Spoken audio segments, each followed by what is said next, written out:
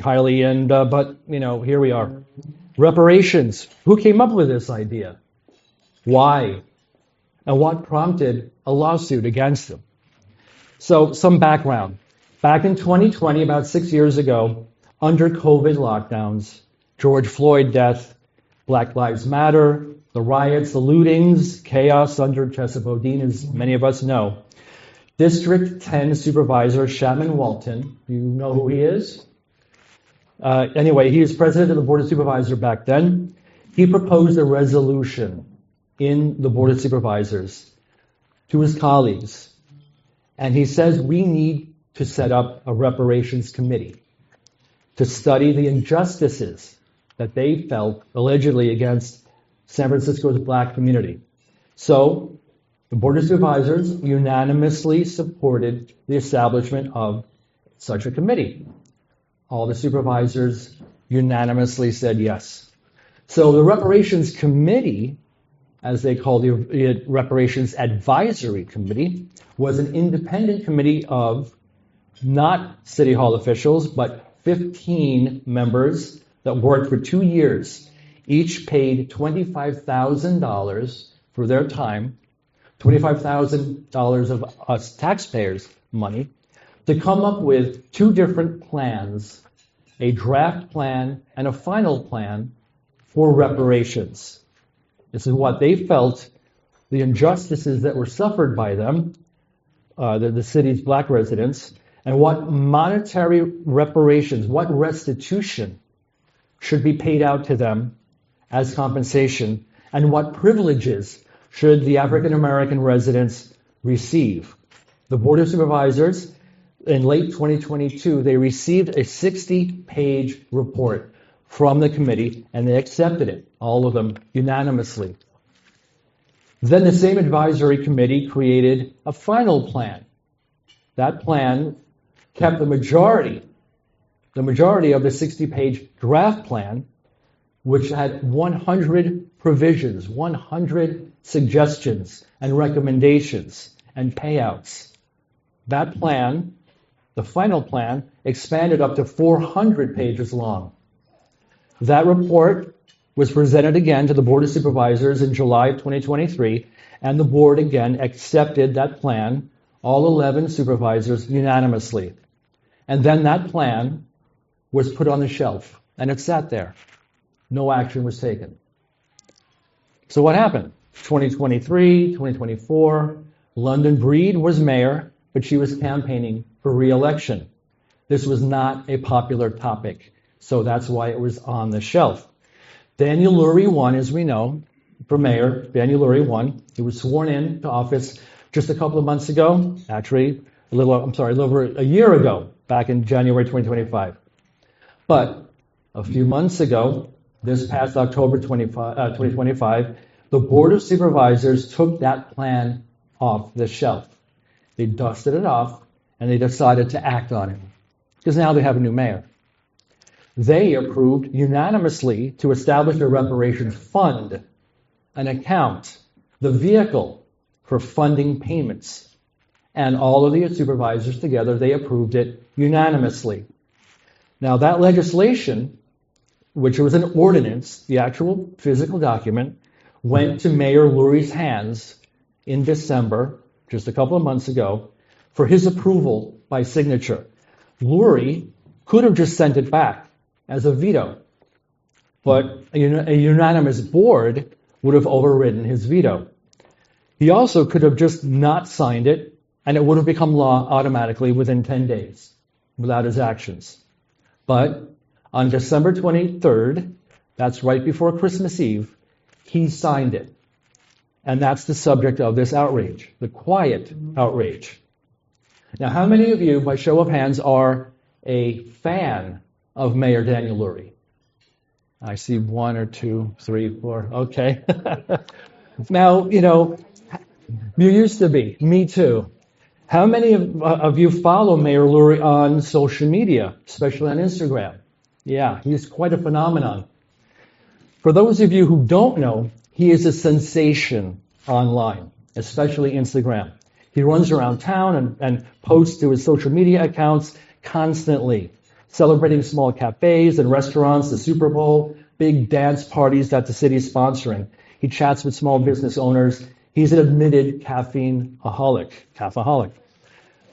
But, last December 23rd, when he signed the reparations funding legislation, it was shocking to learn that he actually failed to mention or to post or nothing about what he had just done, about his signing this monumental piece of legislation. Why was that? Why was he silent when he normally posts everything? He posts videos of him signing other legislation in his office, surrounded by other City Hall legislators. Why not this? Well, a colleague of mine and I don't know if you know Erica Sandberg. Any of you know who she is? Yeah, so she and I are very close friends, colleague of mine, a podcast co-host. So we found the legislation with his signature on it, and we posted it online. We saw the signed document right before Christmas Eve, December 23rd. Remember, he held no press conference, no Instagram post, and no coverage. This is what's really important. There was no mention, no coverage by the San Francisco Chronicle or the Examiner or TV networks like KTVU, Chron 4, ABC 7, KPIX.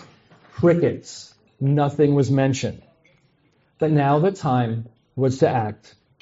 And Wednesday, February 5th, just a couple of weeks ago, I filed suit along with Arthur Richie, another San Franciscan, and the California Foundation for Equal Rights as joint plaintiffs, represented in total by the Pacific Legal Foundation. This lawsuit, the lawsuit seeks to permanently block and have the court declare the plan as unconstitutional.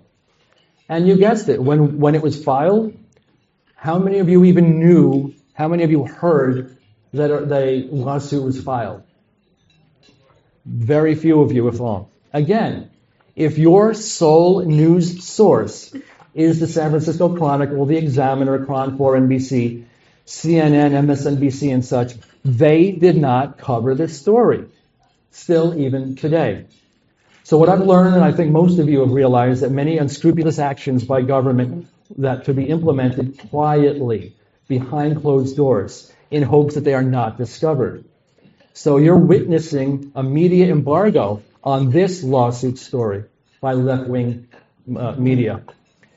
But if you take a moment later, get out your cell phones and fire up Google, get your mobile Google machine in your pocket, and Google my name, Richie Greenberg, reparations, as keywords, you will find a long list of articles, websites, TV interviews, but you'll notice those stories that come up on the Google results page are center-right news sources like Fox News, Daily Caller, Daily Wire, California Post, California Globe. None of the mainstream MSN legacy left-leaning are reporting on this. So, you want to get to the nitty-gritty? Because I think you do. I'm going to give you a really quick rundown of two things. Here are the summary key provisions for San Francisco reparations. What will the individuals who have been deemed worthy, eligible for reparations? Okay. So, core direct monetary payments. $5 million one-time lump sum to eligible adults. Wow. Then debt forgiveness, personal debt, student debt, credit card debt. Now, before I go any further, it's a long list, and I'll try and speak quickly because I know that we have time, the time constraints. When I have been asked to talk about what the reparations provisions are, people look at me, Richie, you are crazy. This is not true. It is not correct. You're not being truthful. And that is incorrect. This is all from the plan. This is all from the 400-page plan.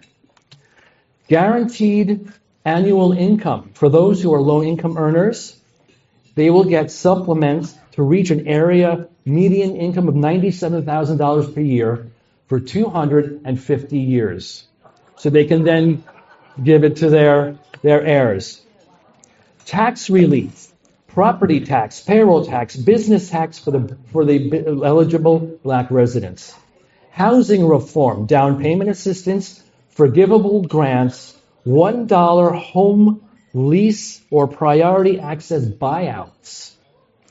So what they were planning on doing is taking, if you live in certain areas and you have an apartment that you are renting, they are going to convert the building to condos and then offer to sell it to you for $1. Community or black governed land trusts for acquiring and stewarding properties in historic black neighborhoods. Employment, training, certification priorities for the African American residents. Black business hubs, industry specific like AI and biotech. Establish a satellite HBCU, that's historic black campus. Afrocentric, K through 12 school and mandatory black history curriculum in SFUSD. Black banks with alternate credit scores and delinking from FICO credit system and check systems. Black healthcare system and black specific healthcare sections focus on disparities, on competent care, black provider recruitment. Cash payments to alleviate stress and anxiety from financial insecurity. I mean, reparations tax is what they're also thinking about. Now, and then a potential black card, per se, that you could walk around and get discounts. Now, creation of an independent office of reparations. Now, there's a few more, but I'm going to have to move forward because I know we're at time. It just sounds absolutely ludicrous. And by your reaction, I think you agree. Now, who is eligible? Who would be eligible for reparations here in San Francisco? So first you have two categories.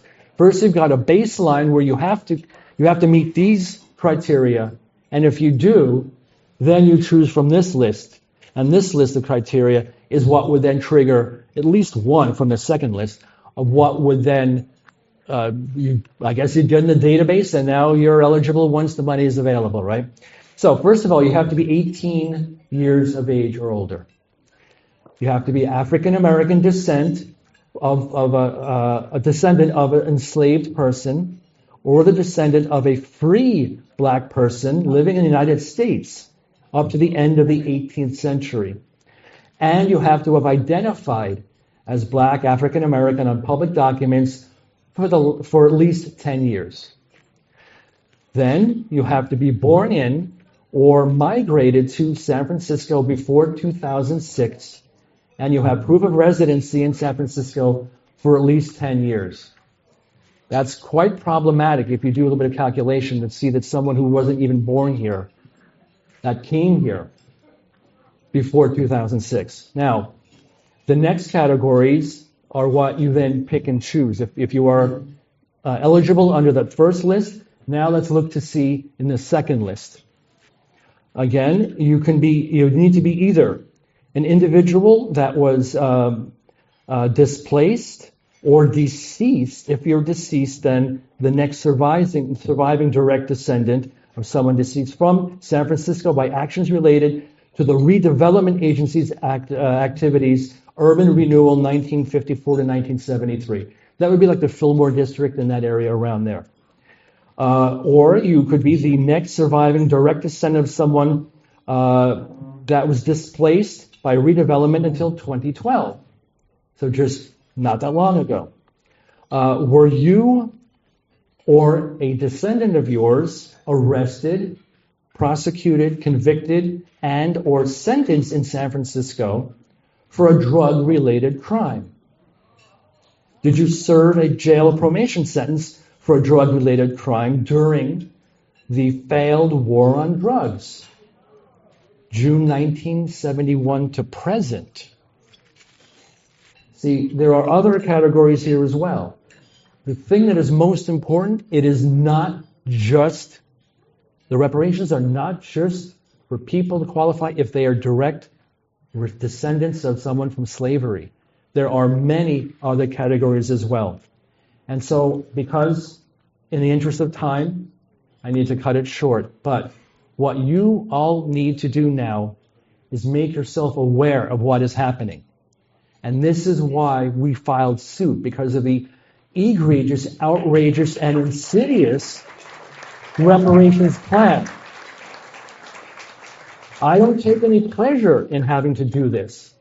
But as you said, Joan, it is in my character to get involved with highly controversial issues. So what can you do now? So first of all, there's more information on Pacific Legal Foundation. They're the ones that are pro bono working on behalf of myself and the plaintiffs that launched and are represented us in court. pacificlegal.org. Next, you can go to my website, greenbergnation.com/reparations. And on each table, there's 3 or 4 handouts, and it talks very briefly about who I am, what's happening, and where you can get more information on the website. greenbergnation.com/reparations. You can download a copy of the reparations plan itself. You can download the lawsuit document, and there are videos there, and you can download all different aspects, including what I had just read to you as well. So thank you very much for your time, and I have time for